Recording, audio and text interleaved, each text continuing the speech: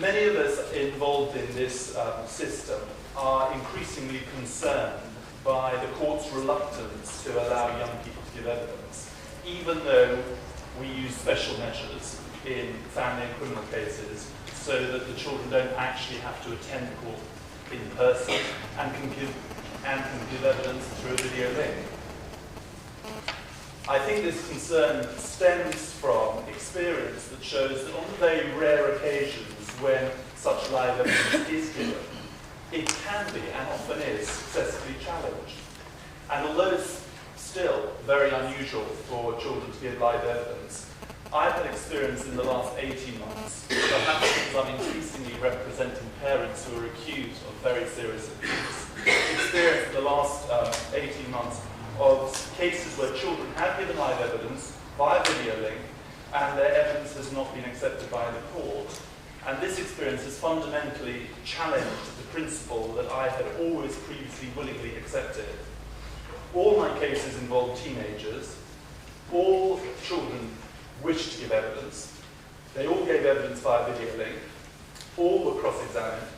The cross-examination was skillfully, sensitively, and appropriately carried out on 2 occasions by my opponents.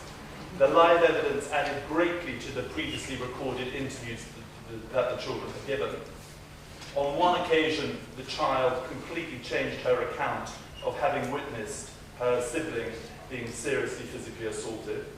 On another, the children gave wholly unreliable evidence about very serious sexual abuse.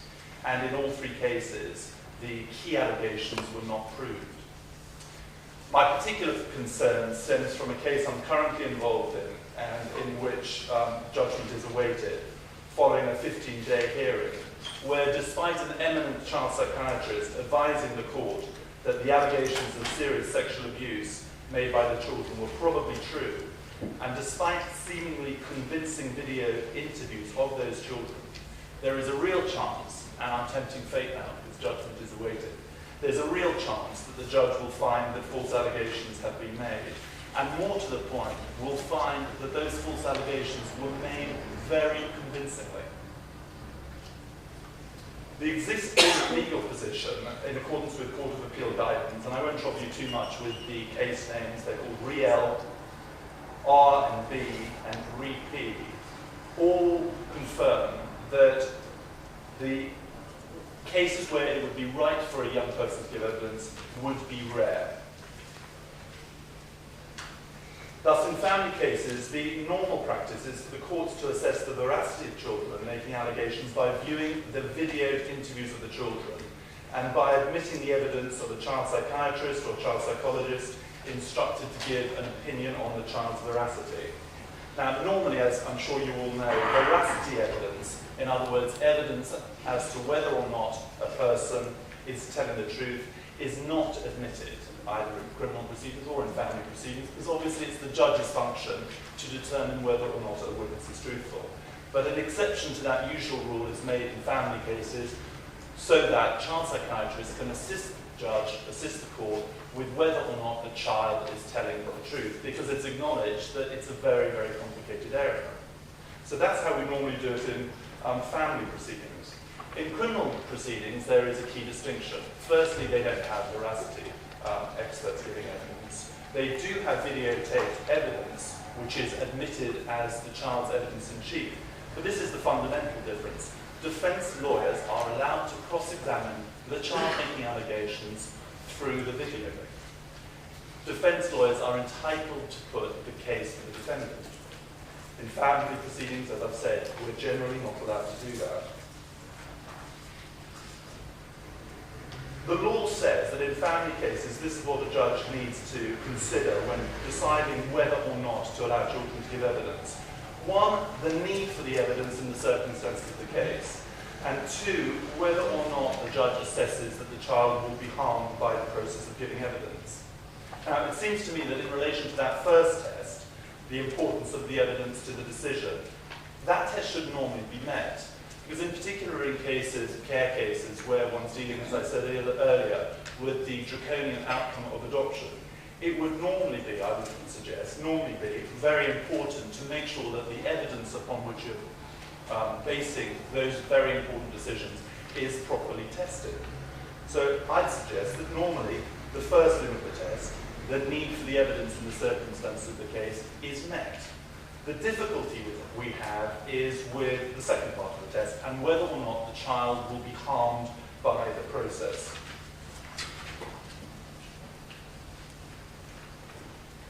Clearly, what the court will be concerned about is how the child would be prepared for giving evidence. And inevitably, the child would have to re-look at their video interview and therefore relive the possible trauma that the child has been through. I say possible trauma because I'm very conscious of the fact that the child might not have been telling the truth. But in addition, the court will be very concerned about the child actually being cross-examined, how long that would take, and whether or not that process would cause the child psychological harm. Inevitably, the bulk of the research, and I know that this is a multidisciplinary audience, and I know that there are many doctors and psychiatrists in the audience, and I'd be very interested to hear later on this afternoon what the up-to-date research position is. And what I'm suggesting to you is very much to start the conversation and not to provide all the answers. But the bulk of the research, which is quite historic, I would suggest, suggests that it is harmful to children to give evidence and to be cross-examined, because they are obviously already traumatized by what they've suffered, and they're living with the harm that they've suffered and the trauma that they've suffered. So that's the starting point. It's going to be very difficult to persuade a judge that it would not be harmful for the child to give evidence. We know that obviously in family proceedings, it's the welfare of the child which is the paramount consideration. And that is what is really going to be what the judge is concerned about.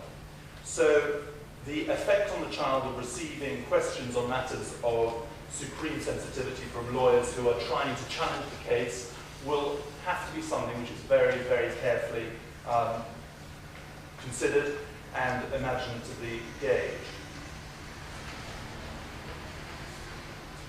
The cases all refer to research which led to the report of the advisory group on video evidence, but that, as I've already said, is quite historic research now. What the research does not show is what effect would it have on a child to live with the false allegation. In other words, all the evidence assumes that the child is telling the truth. And in that situation, of course, it's harmful for a child to have to relive the process.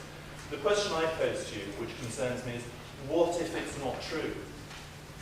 And more to the point, what if, as a result of a false allegation, the child is going to be removed from its parents forever, and ultimately maybe adopted? What effect does it have on the child to live with those consequences? And I'd be interested to know, as I said earlier, from the doctors in the audience, whether there is research evidence on that critical point. Because it seems to me that we are perhaps looking at welfare in quite a narrow context, namely assuming it was all true.